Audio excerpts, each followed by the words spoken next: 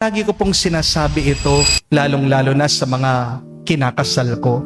Huwag kayong maghahanap ng taong magpapasaya sa inyo.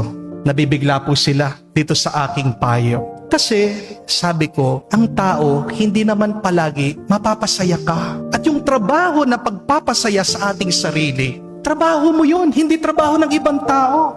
Hindi ka palaging mapapasaya ng iba. Bakit? Nagbabago ang tao. Lahat ng tao may pinagdadaanan at walang perpektong tao. Amen?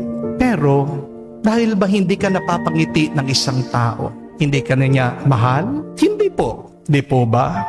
Bakit ang teacher? Trabaho ba niya na mapasaya niya mga estudyante niya? Hindi. Pero mahal niya yung mga estudyante niya pag nagtuturo siya. Di po ba? Kaya pong mga magulang, palagi niyo bang napapasaya yung mga anak niyo? Hindi. Misa nga, napaparusahan niyo sila, napapalo niyo sila, dinidisiplinahan niyo sila. Pero mahal na mahal niyo yung mga anak niyo. Di po ba? Tandaan niyo po ito. Hindi obligasyon ng iba na pasayahin ka. It is not the responsibility of others to make you happy. Responsibilidad mo, pasayahin ang sarili mo. At kung pipili ka ng taong mamahalin mo, wag lang yung taong magpapasaya sa'yo.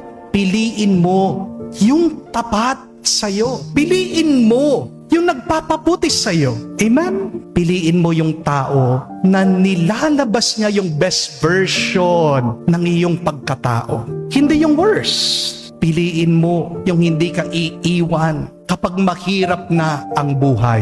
Amen? The biggest decision that we will make in our life is who to marry and who to be friends with. Tandaan niyo po yan. Kung pipili ka na mapapangasawa mo, kung pipili ka na magiging kaibigan mo, pumili ka yung kayang magdusa kasama mo. Amen? Do not choose a partner. Do not choose a friend who is only there at happy times. Choose a partner. Choose a friend who can be with you in the worst times. Choose a partner. Choose a friend who can suffer with you. Amen? Dahil yan po ang tunay na pagmamahal. Marunong magtiyaga. Marunong magsakripisyo. Harapin po natin ang katotohanan. Madaling magmahal kapag madali ang lahat, kapag maganda ang buhay. Di po ba? Pansinin niyo po, kapag may pera kayo, kapag masaya kayo, kapag wala po kayong problema, ang dami mong kaibigan. Gusto ka ng lahat. Pero nasusubok ang pagkakaibigan ng pagmamahal kapag marami ka ng utang. Amen? Kapag mabigat na ang buhay, kapag pagod ka na, kapag may sakit ka, kapag wala ka nang maibigay sa kanila, diyan mo makikita sino talagang totoo sa'yo. Amen? Hindi lang po romance ang pagmamahal. Hindi po nasusukat sa outing, sa banding, sa lakwatsa. Ang pagkakaibigan, ang tunay na pagmamahal, makikita mo dun sa tao na uupo sa tabi mo sa pinakamabigat mong sandali. Ang tunay nagmamahal sa'yo, hindi aalis yan kahit na magulo na ang lahat. Yung mananatili kahit na wala ka nang maibigay sa kanya.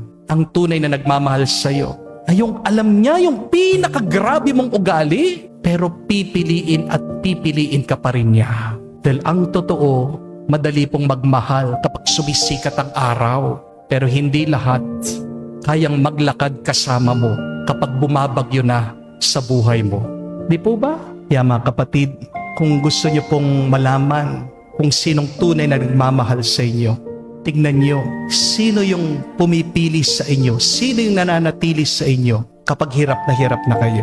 Dahil ang tunay na pagmamahal, hindi po yan nasusukat sa saya, nakikita yan sa pananatili. Remember that.